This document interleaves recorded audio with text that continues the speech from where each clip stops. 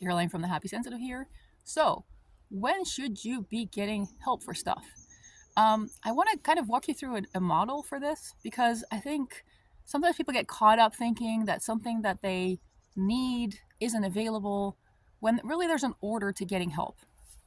Okay, so for anyone who knows they have trauma from the past, that they know they have complicated emotional, psychological stuff going on that they need to deal with at some point, the first thing you need to look at is like, is your living situation stable, secure, and is there some space? Because not everybody has space.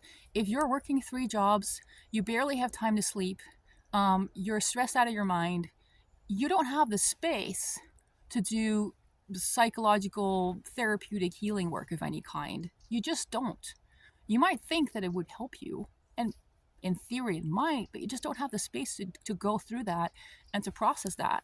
Because part of healing work is also that you're going to have days where stuff comes up and you feel really shitty because this is something from when you were 5 years old that you never took the time to feel. So now you feel shitty all day, you're kind of depressed, you're crying, you can't focus on anything, you can't get any work done, you can't get any work done in the house, you can't get any work done for your job.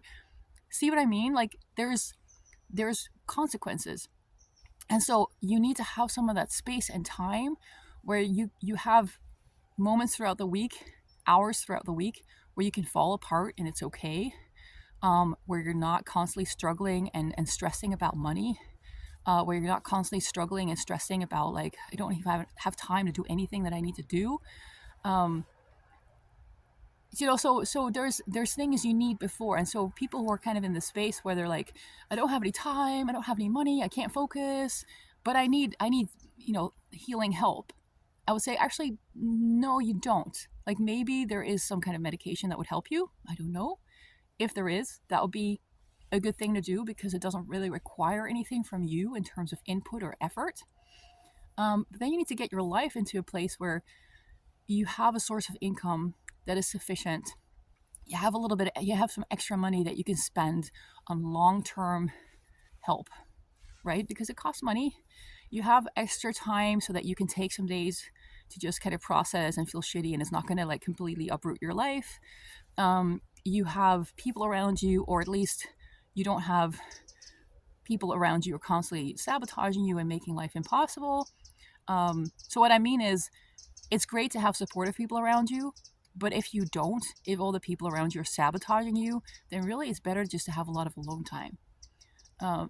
You need to have that kind of psychological brain space to be able to even do healing work. And I know some people are going to say to this, yeah, but the reason I can't focus and the reason I'm struggling and the reason I don't have a good job is because of all this trauma. That might be true up to a point, but the thing is, trying to heal your trauma is not like an afternoon.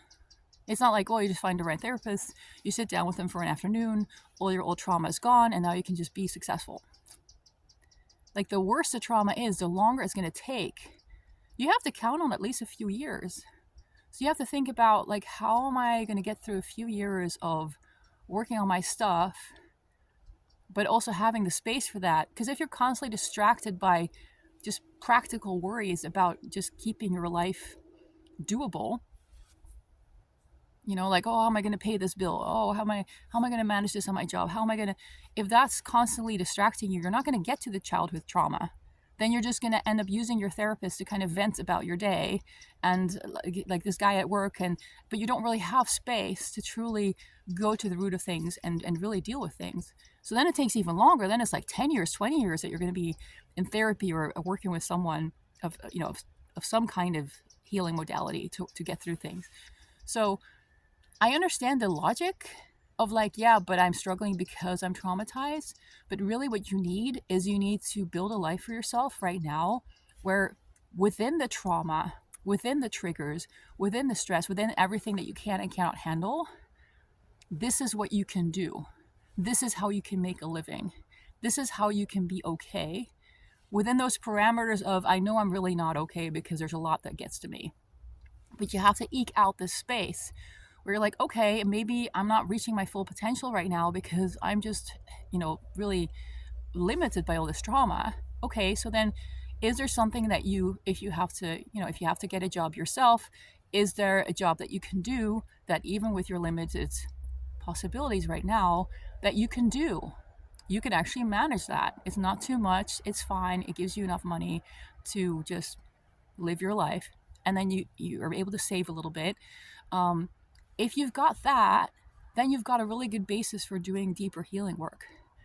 But if you're constantly scrambling, like trying to reach your potential, and then being like, I try reaching for things that are too far off and they're too difficult right now because there's too much trauma in the way, then you're just self-sabotaging. And that includes like repeating the trauma. That includes choosing unnecessarily hard things, choosing unnecessarily painful things, choosing options that are going to re-traumatize you, right? Because then you're just adding on more stuff that once you get to therapy, you're going to have to work on. The goal is really is kind of create a little bit of a boring life of like things that you can quite easily manage. And where you feel like, okay, if I need to do this for the next 5 years, it's not my best life. It's not what I'm hoping to achieve one day, but like this works for me. And then you've got a basis for where you can do healing work of whichever kind you choose to do.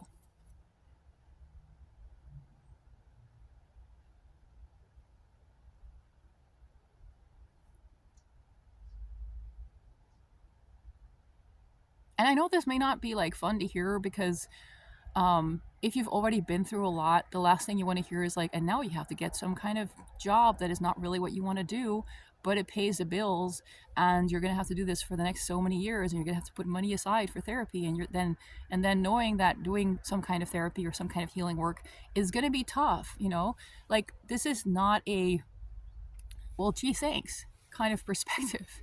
But it's the reality. It's the reality. And if you have a partner who is kind of keeping the ship steady, so they're making the money, they're taking care of all the tricky stuff, and they're like, darling, please go to therapy, please fall apart, like please do the work you need to do, I'm here for you, I'm supporting you, that's great, that's wonderful, and that works as well. But a lot of people don't have that. And if you don't have that, nothing wrong with you, but you got to then look at this alternative of like, how am I going to support myself within the limitations that I have now? What is actually doable for me? And not like what would I want to achieve, or like what is the best possible thing I might do one day. No, what is realistic right now? Okay, I hope this was helpful. Thanks for listening. Bye bye.